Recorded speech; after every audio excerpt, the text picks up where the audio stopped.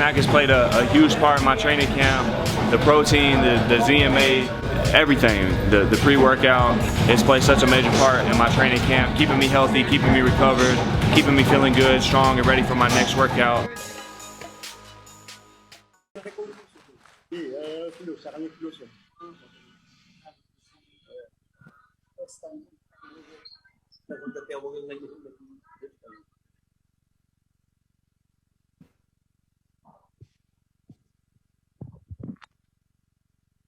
Hello? Pwede ko bang tanggalin yung mask ko? Total, wala namang ano eh. Para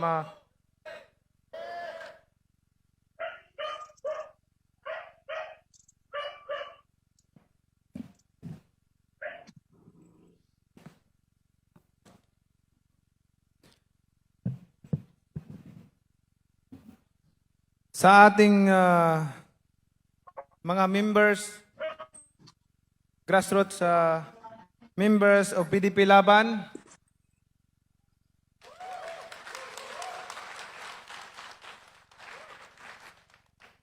PCCM movement, MP4P movement, MPPM, USMP, MP Panalo ang Puso, MP Nation, Fulfill, MP Sim, Pacman para sa Bayan, MP Barm, MP Grassroots, Great Leaders, MP3, PCM, and PROMD. And of course, to my sister-in-law, Lurili Pacquiao, to our Honorable Senator Coco Pimentel, Congressman Lito Atienza, ang aking kaibigan, Mimo Osmeña, former Governor Lodz Barbo, Congressman Arnie Tevez, my friend Buddy Zamora, our campaign manager,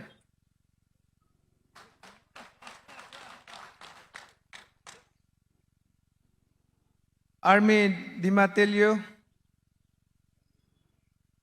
Congressman Eric Pineda,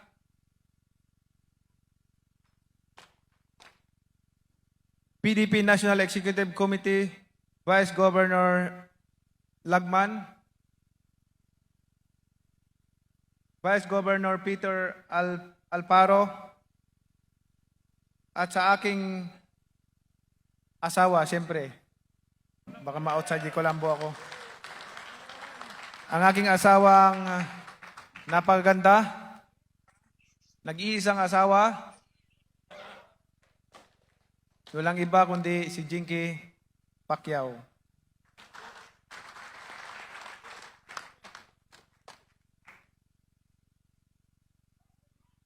Magandang hapon po sa ating lahat. Sabi ng Psalm 89 verse 14, righteousness and justice is the foundation of a prosperous and strong nation.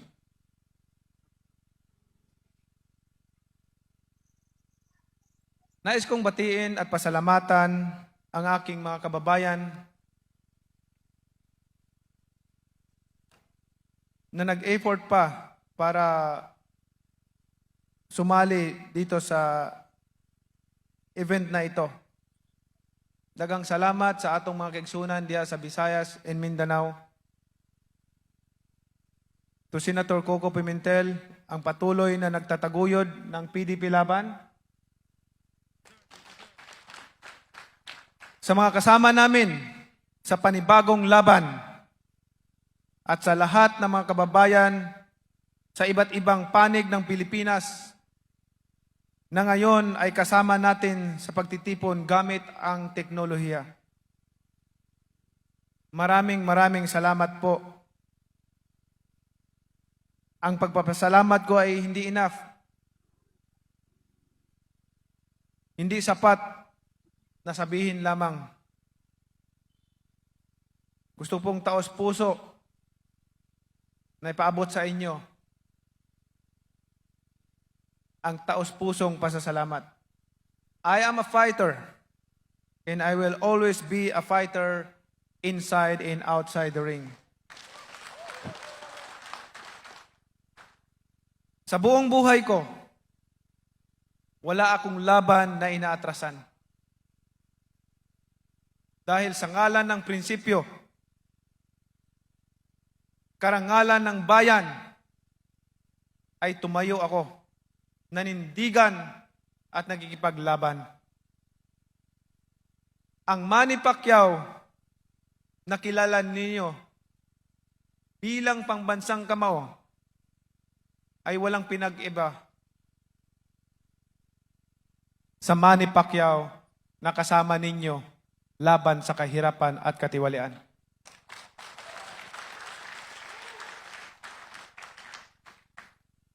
Sa loob ng ilang buwan, ako ay nanahimik. Ako po ay walang sinabi. Ako sa gitna ng kabila-kabilang pagsubok dito mismo sa loob ng ating partido.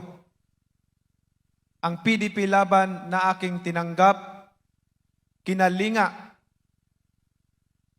at pinagtanggol ay pilit akong binubuwag ng ilan sa ngalan ng pansariling interest at politika.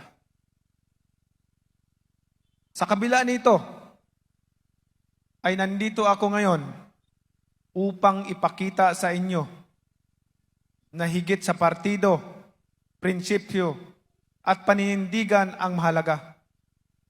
Higit sa sarili, bayan dapat ang mauna.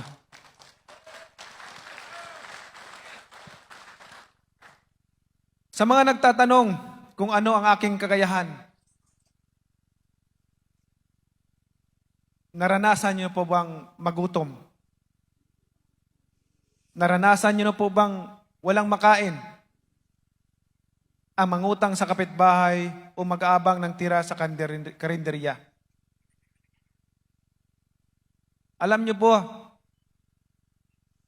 po ba ang pakiramdam ng isang Pilipino na nakipaglaban sa boxing, nagpapabugbog sa kalabang mas malaki at mas malakas para makabili ng pagkain? Ang Manny Pacquiao na nasa harapan ninyo ngayon ay pinanday ng hirap. Si Manny Pacquiao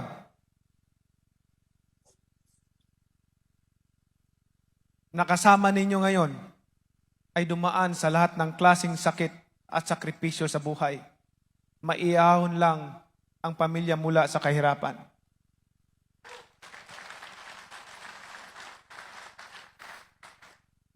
At ang Manny Pacquiao na pilit nilang pinababagsak ay ilang bisis nang bumangon, nagsikap at nagtagumpay.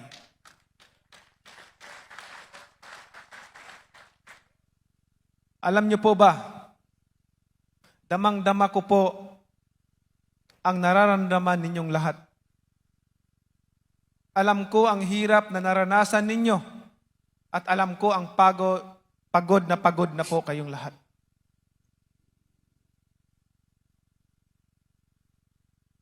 Pagod na po tayong lahat sa sitwasyon ng ating bansa, sa paghihirap ng bawat na maliliit na tao. Mga kababayan, we need progress. We need to win against poverty. We need government to serve our people with integrity, compassion, and transparency.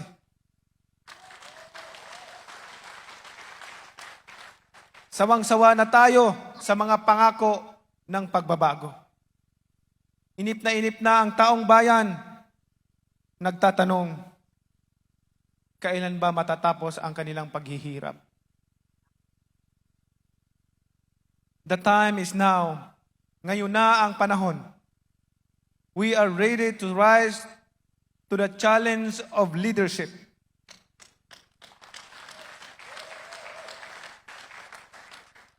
to the PDP Laban, I urge you to bear this in mind.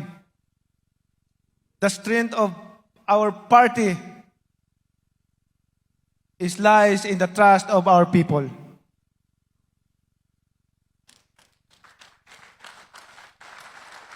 Whether we are 10,000 or 1,000,000 strong, for as long as we have our people's trust, then we are unbeatable because God is with us.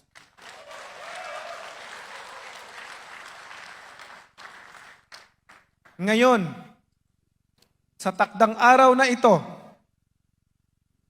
gusto ko pong alalahanin ninyo, sa ngalan po ng mga kababayan natin na matagal nang naghahangad ng tamang pagbabago sa ating pamahalaan, tapat na panunungkulan at serbisyo sa mamamayang Pilipino.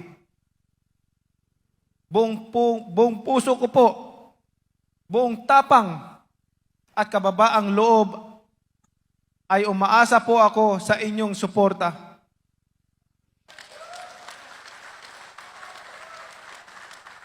Suporta may dalangin ng gabay sa Panginoon. Tinatanggap ko po ang inyong nominasyon sa akin bilang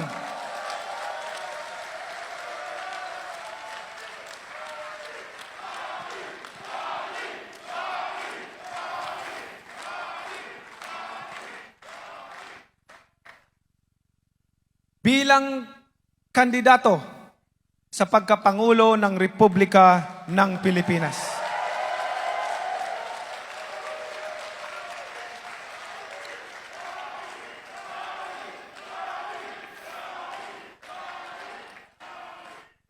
Panahon na upang manalo naman ang mga naaapi.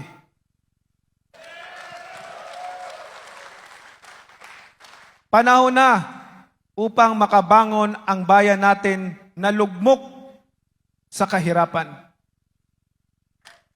Panahon na ang isang malinis na gobyerno kung saan bawat sentimo ay mapupunta para sa bawat Pilipino.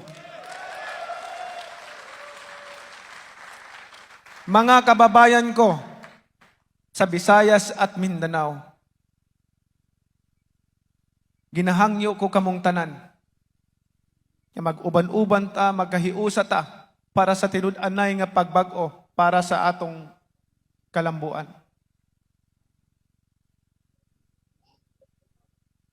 Nagpasalamat ko sa inyong walay puas nga pagsuporta. Mauna niya ang atong higayon para maipaglaban ang inyong karapatan. Amo na ni mga kasimanwa ko, amo na ni ang tinion sa pagbangon. Mag-inupod kita tanan, magkaisa kita, mabato kita. Sa mga nanunungkulan sa ating pamahalaan na patuloy na nagsasamantala at nagnanakaw sa kaban ng bayan, malapit na kayong magsama-sama sa kulungan. Your time is up. Binigyan namin kayo ng pagkakataon, ngunit kami ay inyong binigo. Naghintay po kami na mahabang panahon, ilang dekada na ang lumipas, pero wala ding nangyari. Sawa na kami sa inyong mga pangako, sa inyong mga dahilan. Sa ngalan ng PDP Laban at ng bawat Pilipino, nangangarap ng isang maunlad na buhay, si Manny Pacquiao po ay handang gumabay at mamuno sa inyo sa panahon ng kahirapan, pagbangon at pag-asinso. Panahon na magsama-sama po tayo. Ako po ay naniniwala, even the impossible can happen if it is ordained by the Lord. Ang sabi ng Biblia, with people, this is impossible. But with God, all things are possible. Wala pong imposible kung ito ay itinakda ng ating Panginoon. Kaya, lalaban tayo. Samahan niyo po ako, ang anak ng mahirap. Mahirap lang po kami. Kaya po magsama-sama tayo. Maraming salamat po sa inyong pagsuporta at magsama-sama pa po tayo sa mga darating na panahon. God bless po.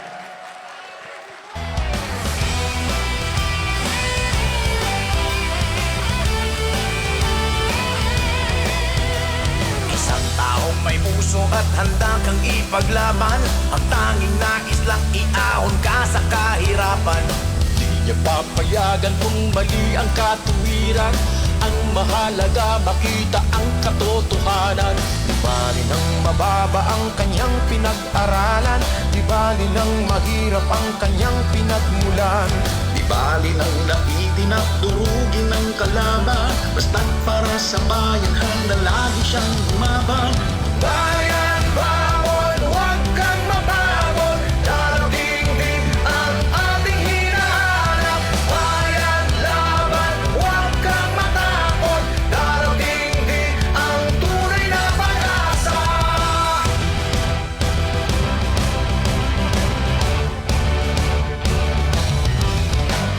Isang taong matapang ngunit may takot sa Diyos. Handang lumaban kahit sino pa ang nasa likod.